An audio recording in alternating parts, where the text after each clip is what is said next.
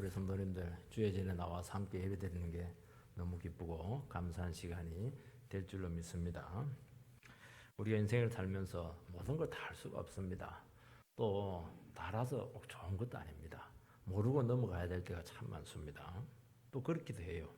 나중에 그거였구나 깨닫는 것이지 그때 그거 알았으면 그 인생 길 안 갈 때가 참 많습니다.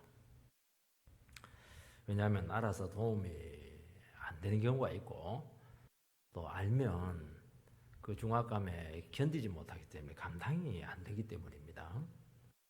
만약에 암 판정이 났다고 생각을 해보시기 바랍니다. 환자에게 알려줘야 되느냐 알려주지 말아야 되는가. 과거에는 잘 알려주지 않았습니다. 왜냐하니까 치료율이 너무 떨어졌거든요. 근데 지금은 빨리 알려줍니다. 왜냐하면 웬간한 건 다 치료를 하고 또 이렇게 알려주는 게 훨씬 그 생명 연장에 도움이 되기 때문에 감당이 될 수 있는 여건들이 많이 되었기 때문에 요즘은 거의 알려주는 걸로 알고 있습니다. 주님께서는 긴 설교, 고별 설교죠. 이제 17장만 되면 이제 예수님의 설교는 끝납니다. 긴 설교를 하면서 마지막에 이런 말씀을 합니다. 지금까지 너희들에게 한 말은 전부 다 비유를 섞어서 했다는 거예요. 비유로 했는데 좀 알쏭달쏭하지 않겠니? 나는 뭐 좀 쉽게 설명한다 했지만은 다 비유는 또 비유니까 직접 하는 거하고 다르거든요. 근데 때가 되면은 너희들이 이제 비유 안 쓰고 바로 직접 밝히 있는 그대로 얘기를 해주겠다 그렇게 얘기하는 겁니다. 진리를 이제 분명히 말하겠다는 겁니다. 비유로 말하는 것은 이해되는 것도 있지만은 비유라는 것은 한 특정 부분만 이해가 되는 것이지 많은 부분들을 다 설명을 해내지를 못해요. 그리고 비유는 또 비유니까 다른 연관성도 있는 거예요. 그래서 들으면 애매한 부분들이 굉장히 많습니다. 그래서 일정 부분은 감추어지게 된다는 것입니다. 주님께서 이 말씀을 굳이 하신 이유가 뭐냐면 왜 비유를 해서 일정 부분을 감추었는가? 그것은 세상으로부터 교회를 보호하기 위해서고 또 하나는 너희들이 감당이 되지 않기 때문에 소화가 안 되기 때문에 또 해도 무슨 말인지 못 알아듣기 때문에 입만 아프기 때문에 내가 비유로 이야기한다는 겁니다. 비유를 들으니까 중요하긴 중요한가 본데 명확하게 모르니까 그냥 넘어가는 거예요. 다음에 알겠지 생각하는 겁니다. 만약에 있는 그대로 다 이야기하면 내가 당장 십자가에 죽는데 창을 몇 분 찌르는지 아니?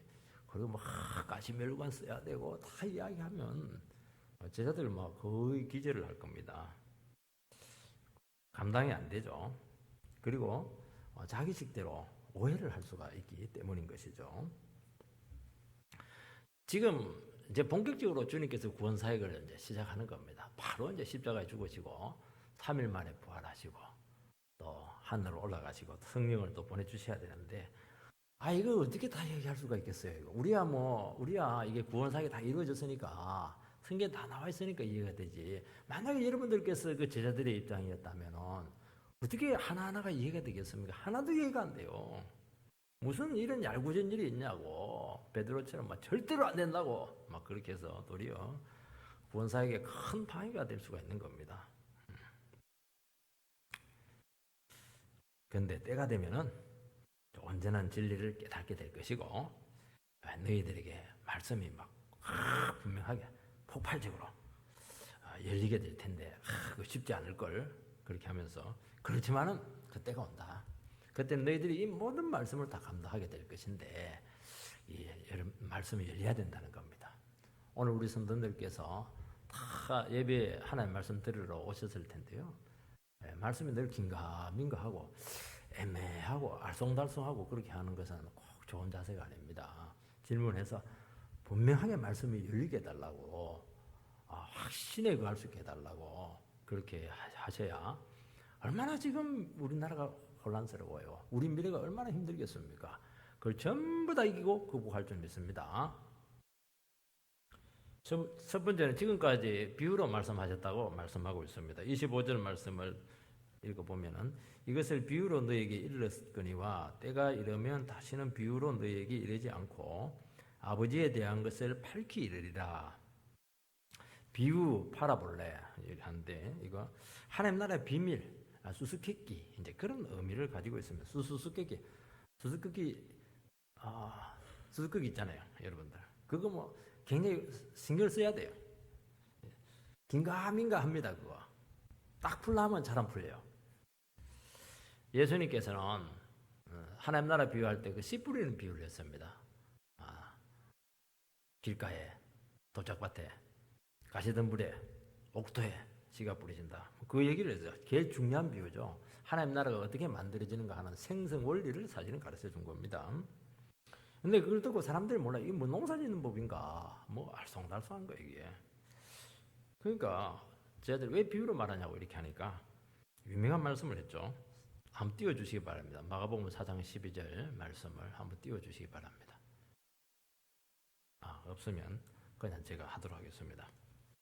사람들이 하나님 나라 비유를 듣고 뭐라고 하냐니까 주님께서는 비유로 말씀하신 이유를 뭐라고 하냐니까 사람들이 보기는 보아도 보지 못하고 듣기는 들어도 듣지 못하고 깨닫지 못하고 돌이켜 제사함을 얻지 못하게 하려 한다.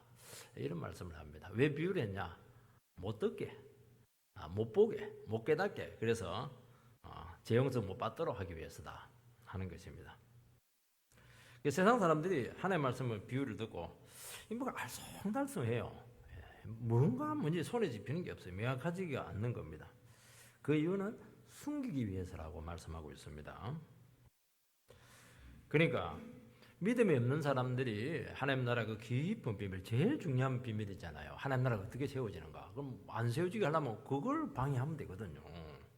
교회 가려고 하는 거 못 가게 하고 막 그냥 그렇게 하면 되잖아요. 말씀 못 듣게 하면 되는 거거든요, 이거.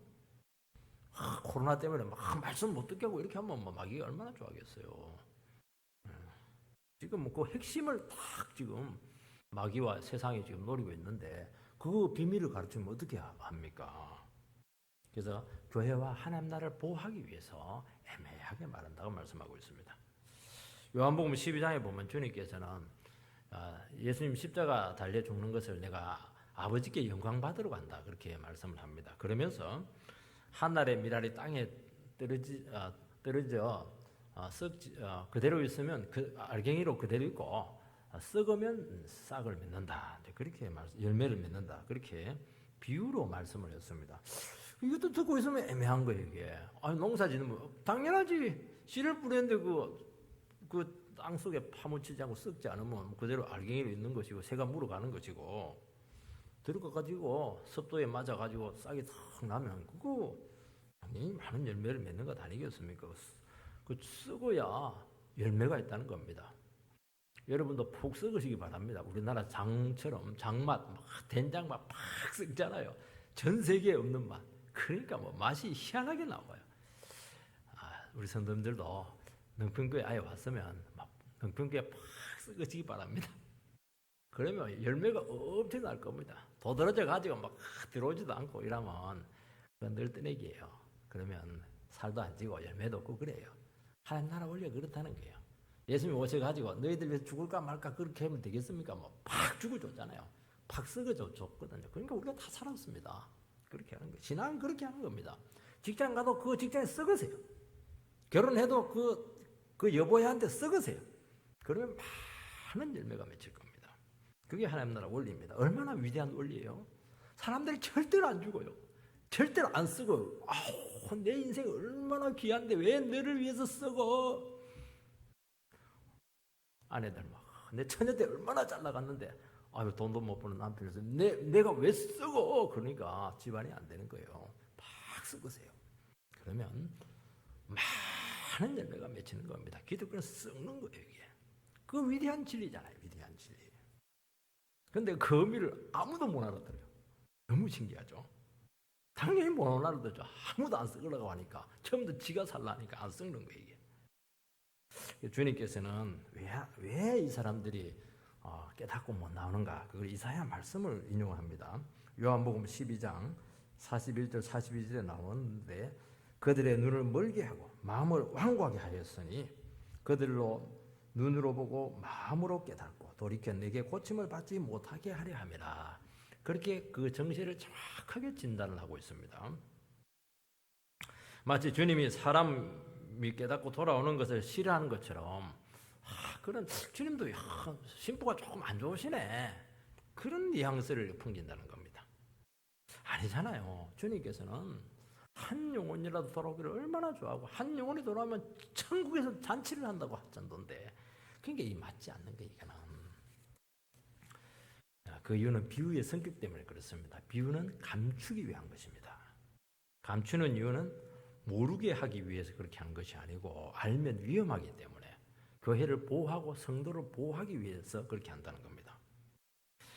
마귀와 세상이 교회에 대해서 너무 많이 알면 교회 다칩니다. 여러분 예정론 같은 거 너무 불신자들이 알면 얼마나 그거 갖고 2000년 동안 교회를 공격했는지 몰라요. 그래서 많은 사람 지옥 끌고 왔어요. 아니 구원받을 자는 찐가는 구원받을 텐데 마음껏 죄지어 살아라, 마음껏 죄다 죽는 거예요. 그러니까 지옥 가는 겁니다. 그게 아니잖아요. 하나님 너에 대한 구원이 적극적이지 않고 아주 깊은 구원 경륜 속에 있고 빨리 돌아오는 것인데, 그 마귀는 그걸 반대로 교막에 써가지고 전부 다 지옥으로 다 끌고 가버리는 거예요 이게. 여러분 세상은 교회에 대해서 몰라요. 뭔가 일이 일어나는데 주일에 와가지고 뭐 하는지 몰라요. 이게 아예 놀러 갈 때도 안 돼요. 놀러도 안 가고 여기 와가지고 그냥 설교 듣고 있고 뭐 한 짓이야 이거. 휴가철인데도 여기 나와가지고 말이지 찬송 부르고 기도하고 아우 지겹다 말이야. 몰라야 돼요. 알면 반드시 시골 가서 공격합니다. 정권에서 교회를 잘 모르니까 못 들어오지. 옛날에 막 삼성도 계획하려고 그러고 강남도 계획하려고 그러고 서울대학도 계획하려고 그러는데 결국에는 교회를 손 못 댔어요. 몰라서 그래요. 몰라서 그런 거예요. 그러면서 주님께서 뭐라고 말씀했냐니까 귀 있는 자는 들을지어다 그렇게 말합니다. 다 귀 있지 뭐. 듣는 귀가 있어야 돼요. 그런 가운데서도 듣고 나온 사람이 있다는 겁니다. 이 사람은 애매하게 하는 사람이 아니죠. 야 여기에 진리가 있구나, 이게 사는 길이구나, 여기에 영광이 있구나, 세상의 모든 보안이 다 있구나, 그걸 깨닫고 충격을 받고 나오는 사람이 있는 거예요. 그런 사람들이 귀가 있는 거예요.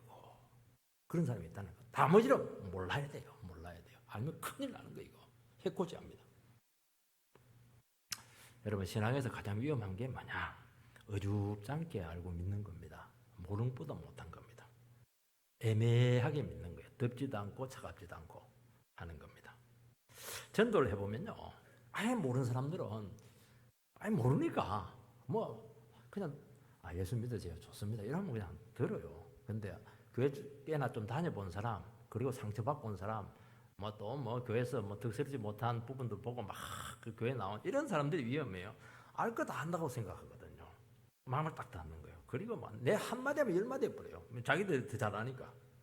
해가 되는 거예요. 자기 영혼에도 해가 되고 교회에서도 해가 되고. 그 말 듣고 내 기분이 좋을 리가 어디에 있어요. 속이 상하죠. 그래서 반기독교적입니다. 대단히 반기독교적이라는 걸 알 수가 있습니다. 기독교의 어설픈 지식을 가지고 믿지 않는 사람은 대책이 없어요.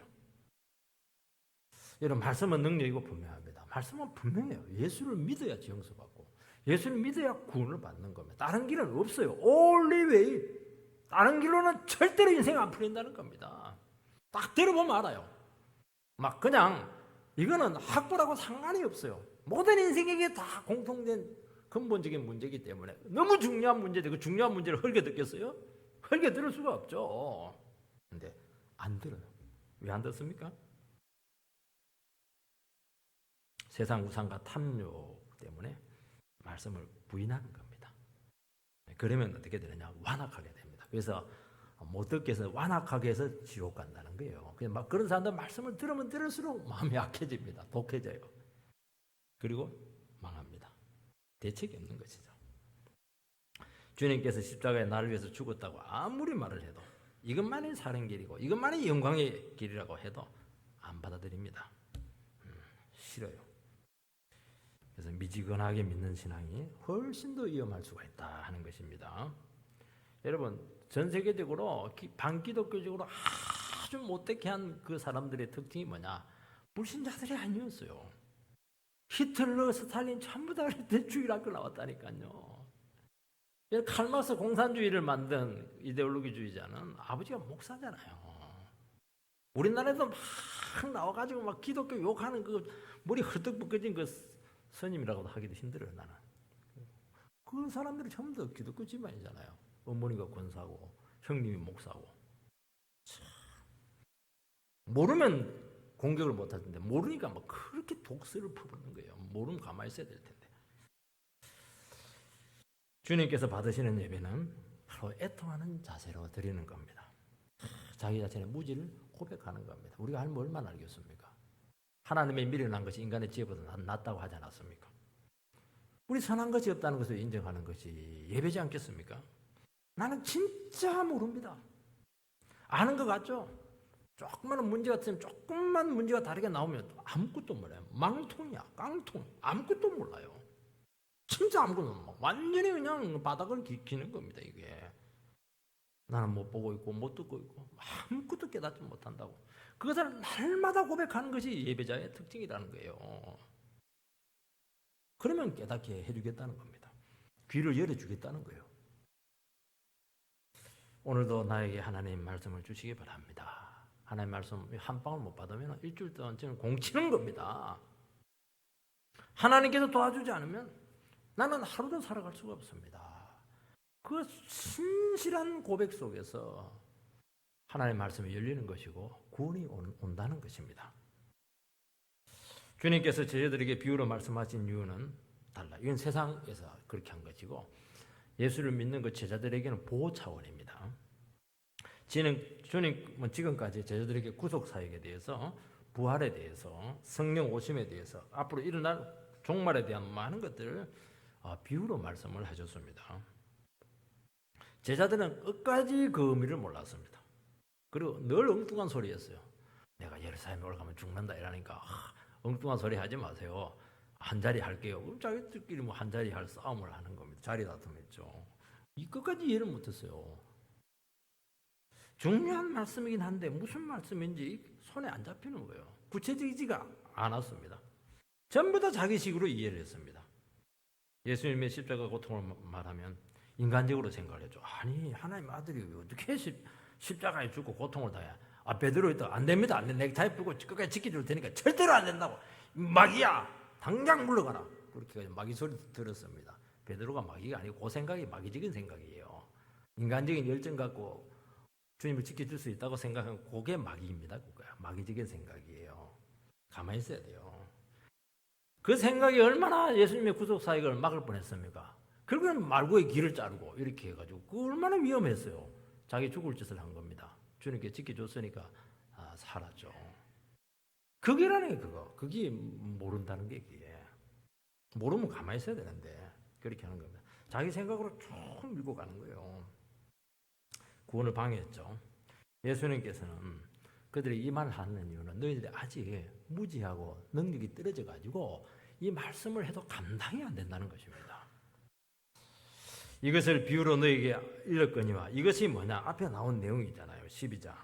조금 있으면 나를 보지 못하고 조금 있으면 본다는 겁니다. 이게 무슨 말이에요? 조금 있으면 십자가에 죽고 조금 있으면 부활한다는 거예요. 이게. 이 비유로 얘기하는 거예요. 비유로. 제자들은 그 말을 또 이해를 못했어요. 그러니까 예수님께서는 산모가 임신을 하면 해산에 고통이 있어. 굉장히 죽을 고비를 넘기지만 기쁨이 있어. 왜냐하니까 새 생명과의 만남이 있거든. 그렇게 또 비유로 이야기하는 거예요. 산부인과 가나 그렇게 생각할 수 있는 거예요. 이게. 그래도 뭔가 깨닫는 게 있지 않겠습니까? 그런데도 불구하고 제자들은 이 말씀을 듣고도 막 힘들어했어요. 그래서 십자가 후에 이제 다 지내놓고 보니까 이제 이해가 되는 겁니다. 그때 몰랐는데 이게 그 말씀이었구나. 이게 그 말씀이었구나 하는 것을 그래도 한번 들어놓으니까 그게 이해가 되는 거예요. 여러분 이해가 안 되더라도 들으세요. 어떤 때는 막 예배들은 무슨 말인지 이해가 잘 안 돼요. 졸리기는 엄청 졸리고 어쨌든 잠도 안 자기도 했지만은 들으세요. 들으면 내가 어려움 겪고 죽다 살아나고 막 그냥 집안 망하고 이러면 다 생각이 나요. 야, 그래서 주님께서 나에게 이런 말씀을 했구나, 이런 말씀을 했구나, 막 감동이 오잖아요. 그 말씀 기억나면 사는 거거든요. 그때는 몰랐죠. 왜냐하면 그들이 듣고 싶은 말씀이 전혀 아니었습니다. 제자들은 지금 그런 말씀 듣고 싶은 게 아니에요. 3년 동안 얼마나 고생을 했는데 한 자리 해야지, 결과가 좋아야지. 지금 죽다니 그 말이 안 되죠. 그것은 내가 듣고 싶지 않아요.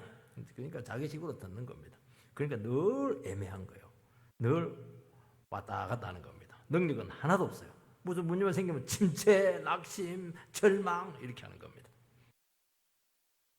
여러분, 하나님의 말씀이 있는 그대로 나에게 그대로 들린다는 거, 이거 복 중에 복인 줄 믿으시기 바랍니다. 이게 쉬운 줄 아세요? 이게 믿지 말아야 될 이유가 수백 수천 가지가 있는 거예요. 근데 그걸 다 걷어내고 하나님의 말씀이 진리고 이것만이 빛이고 이것만이 나를 살리는 구원의 유일한 길입니다. 하나님께서 오늘 나에게 찾아오셔서 음성으로 직접 나에게 말씀해 주셨습니다. 그 사람이 복받은 자입니다. 제 말씀 오늘 남편이 들어야 되는데 오늘 남편이 또 안 왔네. 일하러 간다고. 아우 속상해. 아우 제 말씀 저 집사님이 들어야 되는데 오늘따라 또 왜 안 보이는 거야? 그러면 이제 위험합니다. 그 사람은. 그렇게 하면 안 됩니다. 여러분 자녀들에게 아무리 잔소리해도 못 알아듣습니다. 결국에는 어떻게 되느냐 이 말 합니다. 네가 뭘 아냐? 내 입만 아프지.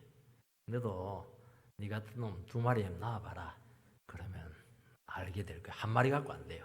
2마리에서 그냥 옆에서 뭐 그냥 거의 달달달달 볶아야 돼. 그때 이제 아는 거.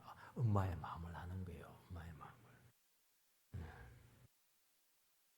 여러분 죽음과 부활 그 아무리 말해도 못 알아들어요. 알아듣는 것 같아도 엉뚱하게 알아듣는 겁니다. 그러니까 다 말씀을 할 수 없는 거예요. 그러니까 복장이 터지는 겁니다. 그래서 일정 부분은 간줄 수밖에 없습니다. 하나님의 아들이 죽는다는 거 그거는 있을 수가 없는 일이죠. 이해도 안 되고 얘기해봐야 오해만 쌓이게 되고 관계만 나빠지고 분위기만 안 좋아요. 십자가만 하면 분위기가 안 좋아요. 막 입에 막 그냥 저주가 나고 그렇게 하는 겁니다. 이게 구원의 걸림돌이 될 수밖에 없는 겁니다. 어떻게 하든지 만약에 주님을 못 죽게 했을 겁니다. 여러분 사람들은 하나님의 말씀을 듣고 믿음 생활을 할 때 나에게 부담이 되는 것들이 있어요. 나를 힘들게 하는 것들이 있습니다. 그러면 이것은 나와 상관없다고 자꾸 이렇게 도망을 가려고 한다는 겁니다. 그렇지가 않아요. 그건 하나님께서 나에게 찾아오신 것입니다. 나의 상황을 통해서 어려운 상황을 통해서 하나님께 나에게 찾아오셔서 말씀하시는 것이거든요. 그때 정직하게 반응을 하셔야 됩니다. 나에게 이런 어려움들이 생긴 것은 주님께서 나의 인생에 대해서 질문하기 위해서 왔구나. 말씀 듣고 깨닫고 그 질문에 대해서 답을 찾아야 되겠구나. 그러면 당연히 찾게 해주죠. 그거는 내 인생에 있을 수 없는 일이 생긴 거야. 저거는 안 돼. 있을 수 없어. 그러면서 자꾸 집에도 안 들어오고 그냥 주위 돌면서 술이나 먹고 이렇게 버리면 폐인데 그게 풀어야 되는데 자꾸 나와 상관없게 자꾸 도망을 가니까 문제인 겁니다. 여러분 하나님의 말씀을 직면을 해야 되는 겁니다. 도망간다고 되지를 않아요. 반드시 그 문제를 하나님 앞에 나와서 정리를 할 때 그때 해결이 되는 것이고 능력이 나타나는 것이고 구원이 오고 생명이 찾아온다고 말씀하고 있는 것입니다. 이 다른 사람에게 주신 말씀이야. 다른 사람하고 그 사람하고 아무 상관이 없는 거예요. 이거는 결국에는 왜 내게 주신 말씀이 아니냐. 그걸 딱 하나밖에 없어요. 자기가 안 죽어서 그래요. 팍 쓰고 팍 죽으면 되거든요. 죽은 사람이 뭐 할 말이 많아요. 죽은 사람은 가만히 있어요. 막 누르고 목 비틀고 해도 가만히 있어요. 살아있으니까 뭐 건드리면 팍팍 이렇게 해요. 살아가지고. 그래서 뭘 못 받는 겁니다. 죽으면 되지. 죽으면 가만히 있으면 되잖아요. 죽으면. 그러면 주님께서 살려줍니다. 살살 살려줍니다. 말씀이 수화가 되고 여러분 죽었네. 내가 살려야지. 하나님의 전문은 죽은 사람 살리는 거거든요.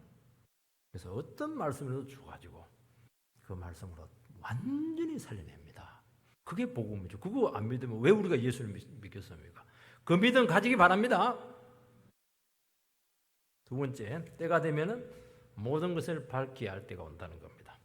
이번 때가 이르면 이때는 이제 비유가 아니고 하나님에 대한 것을 직접 다 밝히겠다 그렇게 말씀합니다.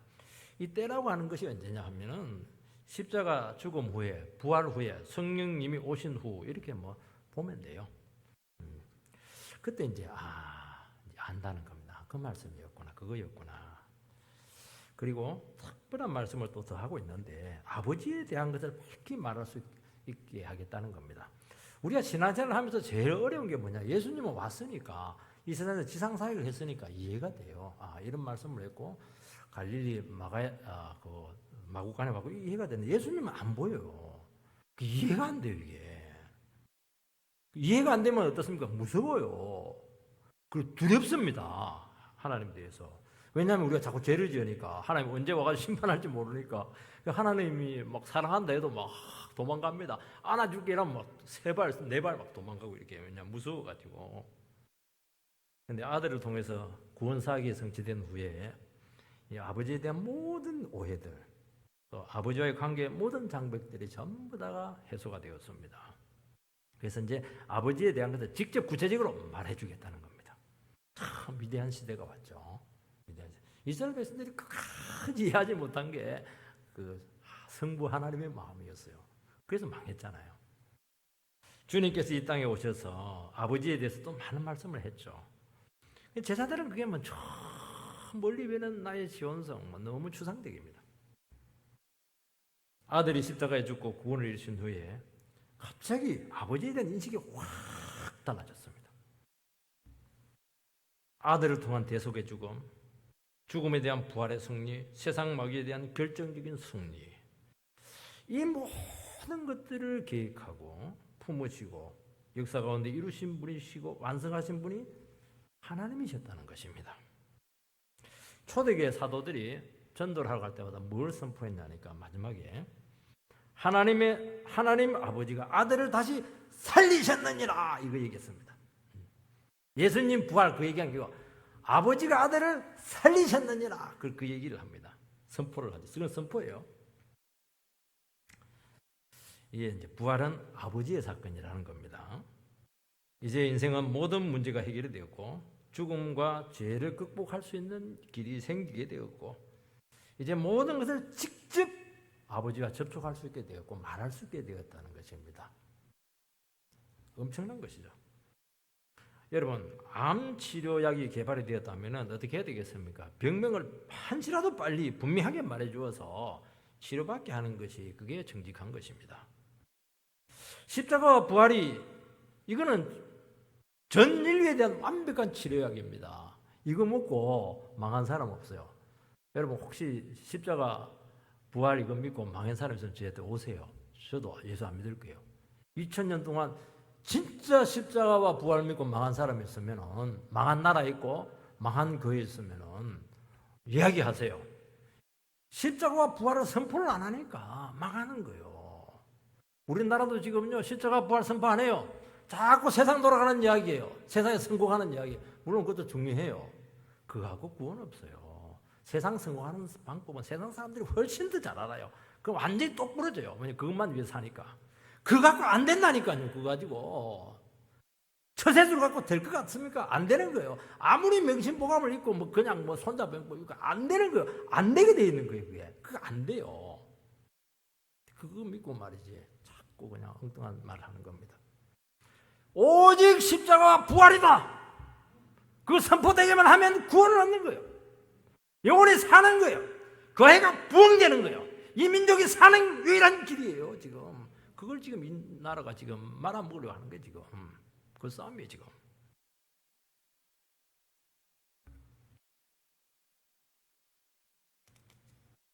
여러분 2000년 동안 얼마나 부활을 부정하려고 했습니까? 부정이 안 돼요. 왜냐니까 부활 선포되게 하면 너무 증거들이 많이 나타나니까 무슨 수를 써도 부정이 안 되는 겁니다. 그거 믿어야죠. 아무리 좋은 책 써도요, 100년 지나면 이 고전이에요. 옛날 책이에요. 성경은 안 그렇잖아요. 성경은 초인류, 초현대 책이라니까, 이게. 그때 사상이 지금하고 우리보다 훨씬 앞서 있죠. 이걸 믿어야죠, 이거. 여러분, 아버지가 아들을 통해서 하신 일이 엄청나죠. 아버지의 마음과 그 뜻을 알 수 있게 된 것입니다. 전에는 하나님에 대한 이해가 너무 두렵고 무서웠어요. 아들을 통해서 드러난 아버지는 너무 사랑이 많고 우리 너무 아끼고 너무 가까운 분이셨습니다. 너무 크시고 멀리 계신 분인데 아들을 통해서 너무 가까이 피부적으로 와닿는 거예요. 성령님께서 십자가와 부활이라고 하는 이 엄청난 구원의 재료를 통해서 어마어마한 말씀을 우리에게 막 퍼부어 주었어요. 제가 설교할 때마다 무슨 말 합니까? 십자가 부활 외에는 얘기 안 하잖아요. 성령 오심이 세 가지 빼놓고 얘기 딱 요약하면 그거예요. 그거. 그리고 종말, 예수님 재림한다는 거. 그거 외에 뭐 다른 말 하는 거 있었습니까? 제가 그 얘기만 하잖아요. 다른 것은 다 그게 다 포함되는 겁니다. 얼마나 많은 재료가 있어요. 이게는 뭐 파도 끝이 없어요. 얼마나 풍성한지 몰라요. 얼마나 인생의 재료가 많은지 모르는 겁니다. 이게. 여기서 뭐 모호한 게 뭐가 있어요? 인생에 흐린 게 뭐가 있습니까? 이걸 못 믿으니까 인생이 안개처럼 그렇게 보이니까, 그러니까 인생이 안개 같은 인생이 되는 거예요. 한치 앞을 내다보지 못하고 안개 속을 걸어가니까 사고가 나는 거예요, 이게. 십자가는 죄를 구속한 죽음이잖아요. 부활은 그 죄가 확실히 해결됐다는 겁니다. 죽음의 문제가 극복이 된 겁니다. 새 생명이 온 거예요.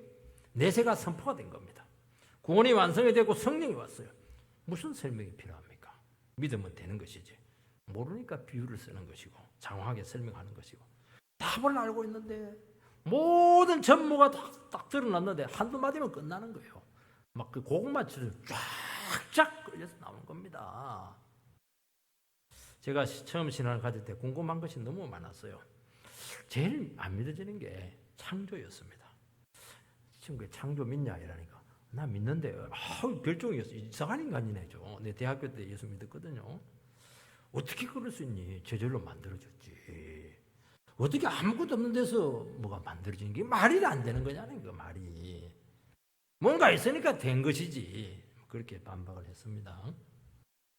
십자가가 내 죄를 용서했다는 것도 이해가 안 됐어요. 부활은 뭐 있을 수가 없죠. 왜냐하면 죽으면 끝인데 무슨 사는 것이 있냐고. 기절했다가 산 것이지. 끝이 없었어요. 여러분, 세상 종교나 사상이나 철학은 특징이 하나가 있어요. 부활에 대해서 이야기를 못해요. 못 믿으니까 얘기 못하는 겁니다.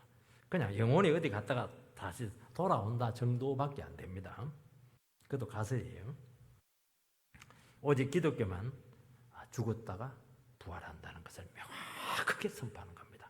그래서 죽음의 종교죠, 기독교는. 그래서 죽음 앞에 가장 담대한 게 불교가 아니에요. 이슬람교가 아닙니다. 벌벌 떨어요, 이 사람들은. 무서워가지고. 근데 기독교인들은 찬양을, 할렐루야 찬양하면서 사형수가 팍 사형당합니다. 주님 찬양합니다 이러면서. 우리 집 완전 들었잖아요. 이게 오직 기독교만이죠.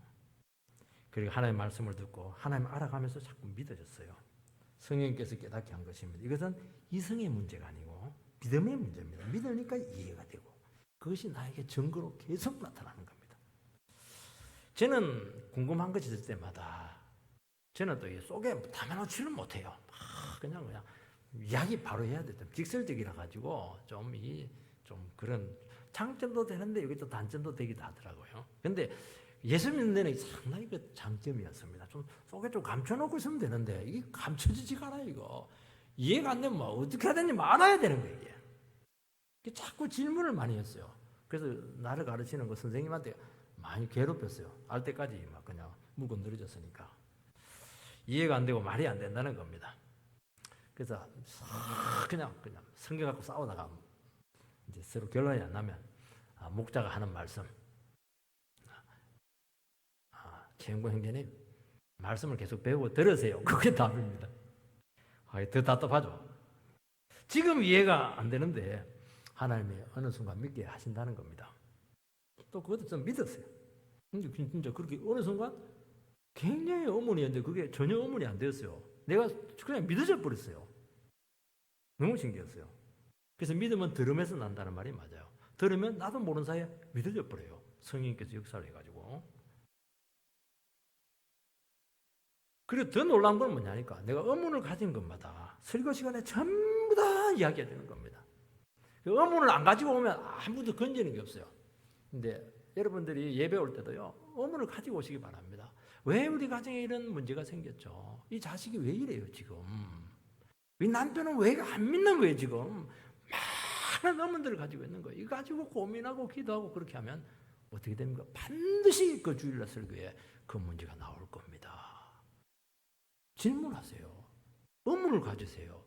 그냥 시간 내리고 와가지고 뭐 한 방 턱 맞고 가고 띵 그냥 그렇게 해서는 안 되는 겁니다.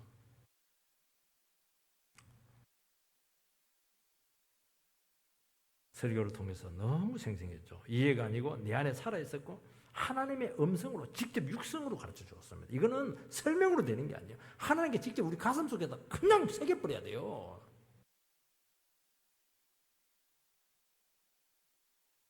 그게 놀라운 것입니다. 우리는 신앙생활하면 극복이 안 되는 것들이 많아요. 근데 아니에요. 전부 다 극복이 돼요. 너무 신기해요. 이게. 세상에 이런 게 어디 있어요. 성경은 살아있습니다. 말씀을 통해서 증거될 때 그것은 실제였습니다. 그대로 믿어지게 하는 책입니다.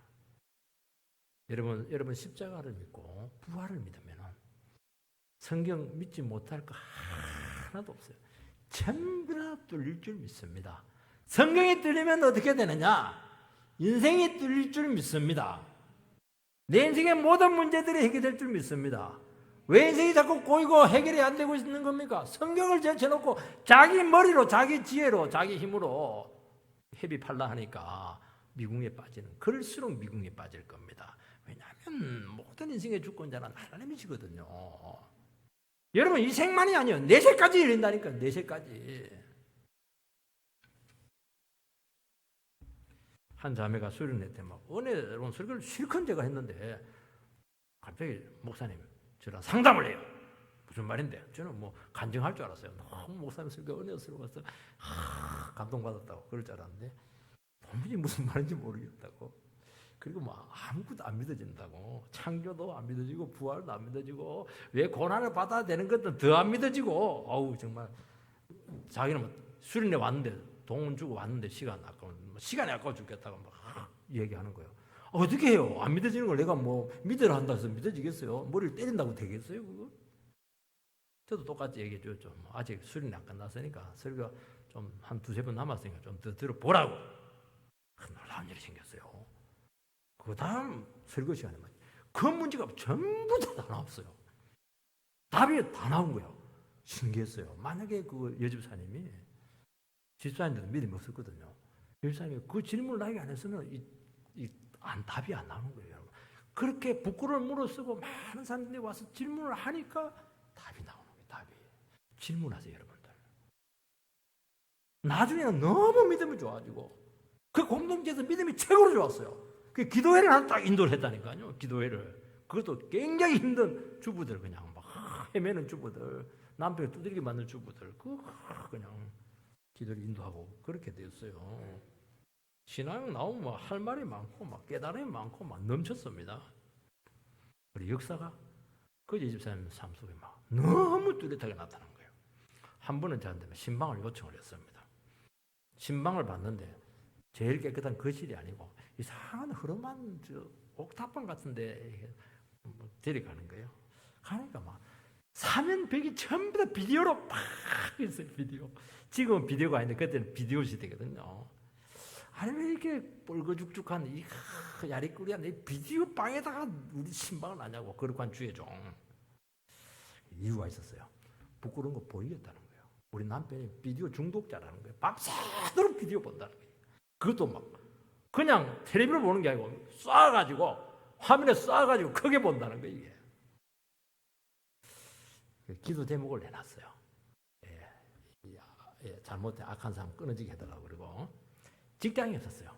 직장을 달라고 기도하고 결혼 10년 됐는데 애가 없어.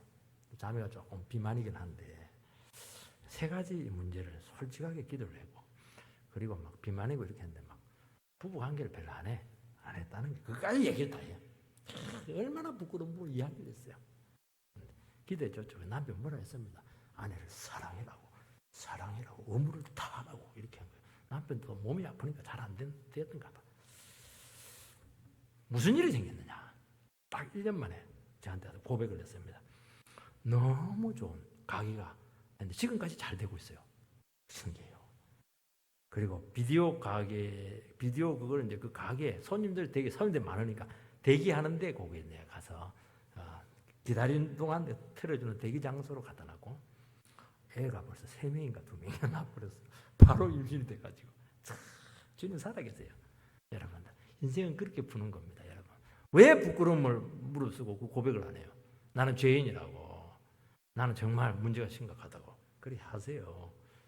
모르면 묻고 기도하면 되잖아요. 정직하면 되는데 묻고 질문한다는 것은 자기 인생에 대해서 진지하다는 표현 아니겠어요? 나는 이제 되는 대로 안 살겠다는 거 아니겠습니까? 주님은 아버지께로 와서 아버지께로 간다고 말씀했습니다. 예수님은 목적이 있었잖아요. 오신 사명이 있었잖아요. 그것을 완수했잖아요. 이런 영혼은 궁금한 것이 많아요. 근데 인생에 대해서 진지하지 않은 사람은 물을 게 하나도 없어. 그러니까 아무것도 건지지 못하는 거예요. 진지한 질문 절대 안 해요. 어떻게 하면 오늘 가서 뭐 쌈박하게 재밌게 즐길까 그것만 생각하는 거예요. 죄인들이 한 거예요. 여러분 질문하면 응답 받습니다. 인생이 펼쳐지는 거예요. 내가 왜 왔으며 왜 살고 있으며 어디로 가는지 다 알게 된다니까요. 우리가 단지 돈 벌고 결혼하고 애 놓고 공부하는 것으로 만족하면서 살아갈 수 있습니까? 여러분 정직해야 됩니다. 정말 그걸로 여러분들이 만족해서 살아갈 수 있으면 그렇게 하세요. 돈 많이 버시고 처자식 나가지고 멋진 집 한 80여 되는 아파트에 사시면 저는 좋겠어요. 저는 그거 정말 좋다고 봐요. 그걸로 진짜 뭐 좋은 차 타고 만족이 돼요? 그러면 그리 사세요. 저는 절대로 만족이 안 돼요. 난 그래 안 해요.